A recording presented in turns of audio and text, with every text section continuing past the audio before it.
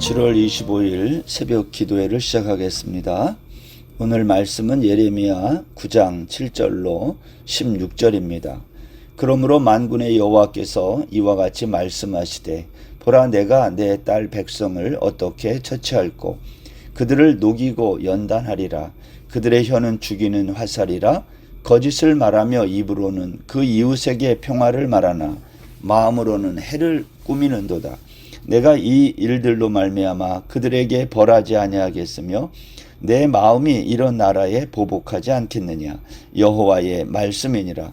내가 산들을 위하여 울며 부르짖으며 광야 목장을 위하여 슬퍼하나니 이는 그것들이 불에 탔으므로 지나는 자가 없으며 거기서 가축의 소리가 들리지 아니하며 공중의 새도 짐승도 다 도망하여 없어졌음이라.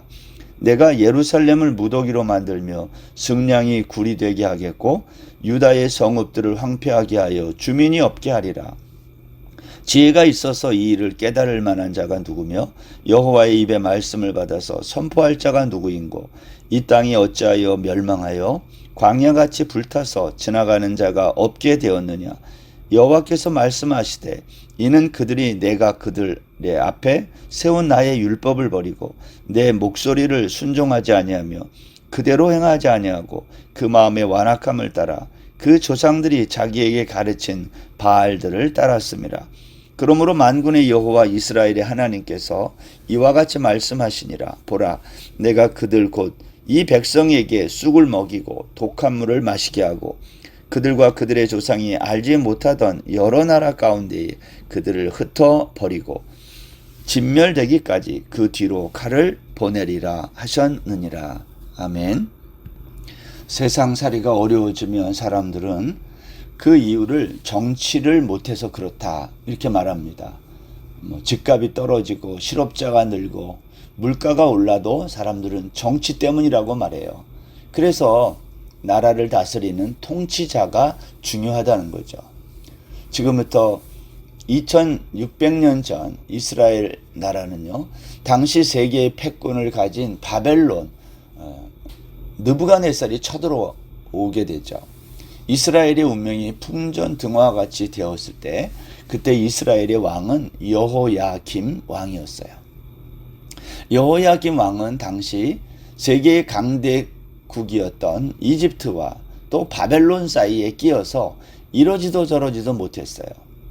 여호야김은 눈치를 보다가 친 이집트 정책을 펴게 됩니다. 그러자 여호야김이 이집트에 가까이 하는 것을 바벨론의 느부갓네살이 좋게 보지 않고 이스라엘을 공격한 겁니다. 이렇게 바벨론의 3차례 걸친 공격으로 이스라엘은 완전히 나라가 망하게 된 거죠. 한 나라를 책임졌던 여호야김, 나라가 망한 것에 대한 책임을 져야 됩니다. 그런데 여러분, 이상한 것은 성경은 여호야김에 대해서 한마디 책임을 묻는 그러한 언급이 없다는 거예요. 오히려 성경은 여호야김의 잘못이라고 말하기보다는 이스라엘 사회의 편만한 죄악이 문제라고 말한다는 거죠. 예레미야서 9장이 그걸 우리에게 말을 하고 있습니다. 어제 본문이지만 6절 말씀에 보면 이런 말씀이 있어요. 내가 사는 곳이 속이는 일 가운데 있도다. 여러분, 너희들이 사는 곳이 속이는 일이 가득하다라는 거예요. 이 말은 사회의 시스템이 붕괴되었다, 그러한 뜻입니다. 이스라엘 사회는 이웃을 속이고 이웃을 비방하는 이러한 삶의 모습 속에서 그들은 하나님 알기를 싫어했다는 거예요. 여러분, 하나님을 왜 알기를 싫어했을까요? 하나님을 알면 알수록 속임과 비방이 하나님이 싫어한다는 것을 알게 된 거예요. 여러분, 설교가 부담스러울 때가 있습니다. 하나님을 알면 알수록, 하나님의 말씀을 배우면 배울수록 지금 내가 사는 이곳에서 일어나는 일들, 이게 악이라는 것을 알게 되면 그때부터 우리 안에 갈등이 시작되는 거예요. 그러면 하나님을 깊이 아는 게 싫어지는 거거든요. 오늘 그 얘기를 하면서 예레미야 선지자는 이스라엘 사회를 바라보면서 주야로 울었다는 거예요. 선지자가 울었다, 슬퍼한다는 것은 그 사회가 병들었다 그런 뜻입니다. 오늘 본문 7절에 보시면 그러므로 만군의 여호와께서 이와 같이 말씀하시되 보라 내가 내 딸 백성을 어떻게 처치할꼬 그들을 녹이고 연단하리라. 그들의 혀는 죽이는 화살이라. 거짓을 말하며 입으로는 그 이웃에게 평화를 말하나 마음으로는 해를 꾸미는도다. 여러분, 이러한 이스라엘 백성들을 보면서 하나님이 어떻게 가만히 계실 수 있느냐는 거예요. 하나님이 이들을 보복하지 않겠느냐? 오늘 그렇게 말씀하고 있는 것입니다. 하나님의 마음에 이 고뇌가 깊어지고 예레미야는 이것을 알고 탄식하고 오늘 그 내용이 오늘 본문의 이야기입니다. 하나님은 예루살렘을 무더기로 만들겠다. 유다 성읍을 황폐하게 하여 주민이 없게 하겠다. 이렇게 말할 때에 예레미야는 그걸 듣고 알면서 탄식이 떠나지 않았다라는 거예요. 오늘 본문 12절에 보십시오. 지혜가 있어서 이 일을 깨달을 만한 자가 누구며 여호와의 입에 말씀을 받아서 선포할 자가 누구인고. 여러분, 하나님의 이와 같은 마음을 이 사람들에게, 이스라엘 백성들에게 전달할 사람이 누구냐는 거예요. 복음을 전하는 자의 사명이 무엇일까요? 복음을 전하는 자의 사명, 여호와의 입에 말씀을 받아서 선포하는 자, 말씀을 맡은 자들을 말하지 않습니까? 구약에서는 선지자들, 레위인들이고 오늘날은 말씀을 가르치는 목사와 교사들 아닙니까? 목사와 교사들이 말씀을 가르치는 이 사명을 소홀히 하면 어떻게 될까요? 망하는 거예요. 우리가 사사기에서 200년이 넘는 이 사사시대의 기간 동안 이스라엘은요, 외세의 침략을 끊임없이 받고 또 받았어요. 이유가 뭘까요? 사사시대에는 말씀을 가르치고 전하는 레위인이 없었어요. 우리가 말씀을 듣고 배우지 아니하면 우리의 마음이 완악해지게 됩니다.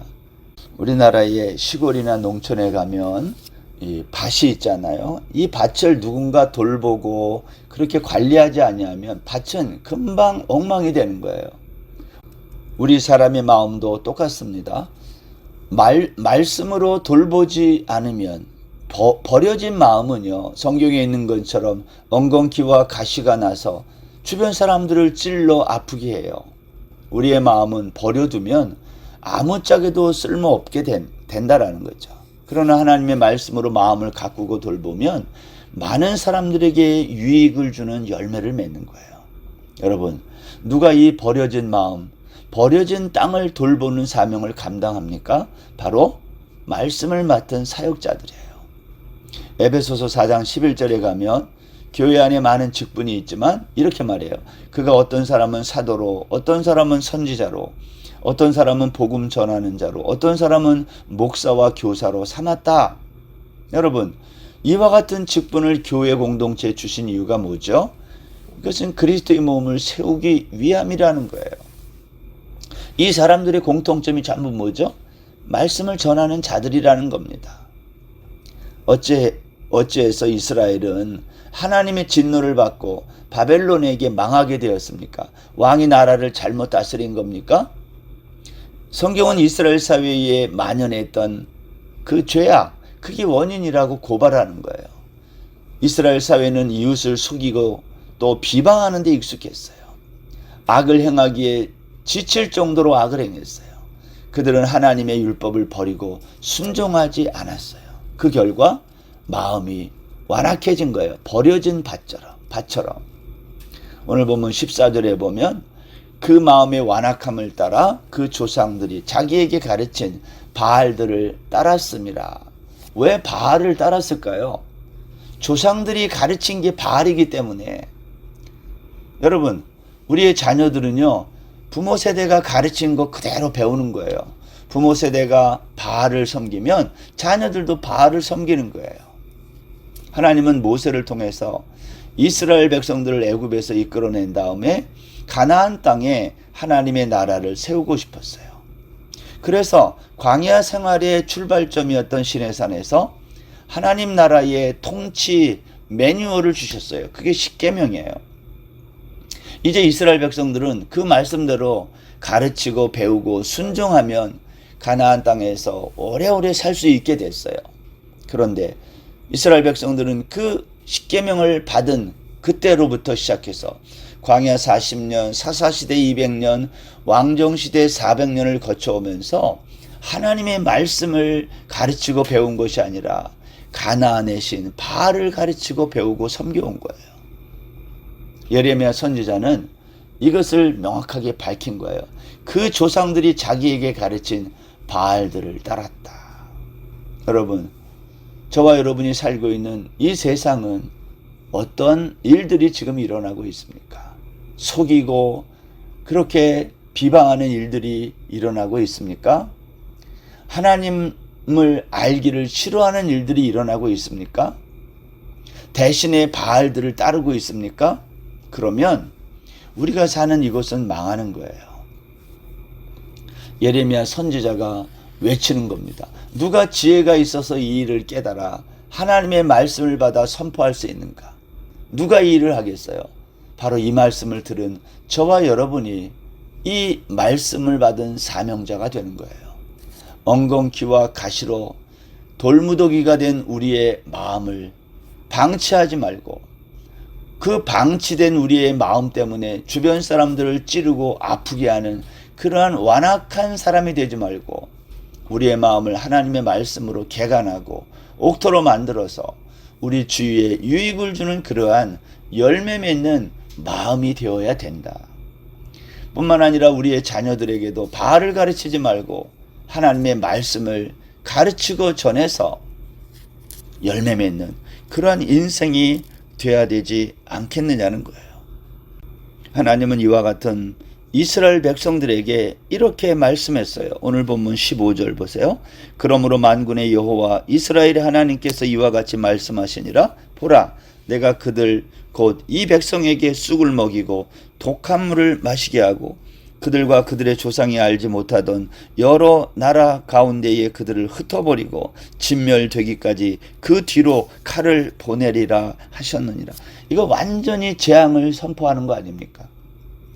하나님의 고뇌는 이스라엘을 심판하는 그러한 길로 나가게 된 거예요. 하나 감사한 것은 오늘 예레미야 선지자는 이렇게 오늘 본문 시작할 때 이렇게 말했어요. 그러므로 만군의 여호와께서 이와 같이 말씀하시되 보라, 내가 내 딸 백성을 어떻게 처치할꼬 그들을 녹이고 연단하리라. 여기 녹이고 연단하겠다. 이 말은 완전히 심판하고 버리겠다 그러한 뜻이 아니라 그들을 다시 고치겠다는 거예요. 다시 회복시키겠다고 말씀하는 거예요. 그걸 녹이고 연단하겠다라고 말씀한 겁니다. 하나님의 심판을 받아야 마땅한데 하나님은 우리를 심판하면서도 우리를 다시 연단해서 고쳐서 회복시켜서 하나님의 백성을 삼겠다는 그 말이 여기에 암시되어 있는 거예요. 그럼에도 불구하고 하나님은 우리를 철저하게 심판하겠다. 사랑하는 여러분, 오늘도 하나님이 때로는 우리를 이렇게 녹이고 연단할 때가 있어요. 그것은 우리가 미워서가 아니라 우리를 고쳐서 다시 회복시키려는 하나님의 계획이 있다라는 겁니다. 오늘도 이 말씀 앞에 우리의 혀를 죽이고 거짓말하는 우리의 입술을 내려놓고 하나님 앞에 잘 고침을 받아 하나님 앞에 귀하게 쓰임받는 말씀을 맡은 자로서의 사명을 감당하는 저와 여러분 다 되시기를 주의 이름으로 축원합니다. 기도하겠습니다. 하나님 아버지, 오늘 이스라엘 백성들이 이웃을 속이고 비방하는 일에 익숙해 하나님은 내가 너희들을 어떻게 보복하지 않겠느냐 말씀했습니다. 이스라엘 백성들은 그들의 조상들이 자기들에게 가르친 바알을 끊어내지 못하고 그 바알을 섬기는 일을 계속 따라갔습니다. 하나님, 우리를 불쌍히 여겨주시고 우리가 하나님의 심판을 이렇게 보면서 하나님, 우리의 마음을 다시 한번 돌아보고 겸손하게 주의 뜻을 받아들이는 믿음의 성도들 다 되게 하여 주옵소서. 하나님, 우리를 녹이고 연단하시겠다는 그 말씀 앞에 순종하고 우리가 고침을 받고 회복되어 하나님의 말씀을 맡은 자로 풍성한 열매 맺는 귀한 인생들 다 되게 하여 주옵소서. 감사하며 예수님의 이름으로 기도드립니다. 아멘. 오늘 하루도 평안하세요.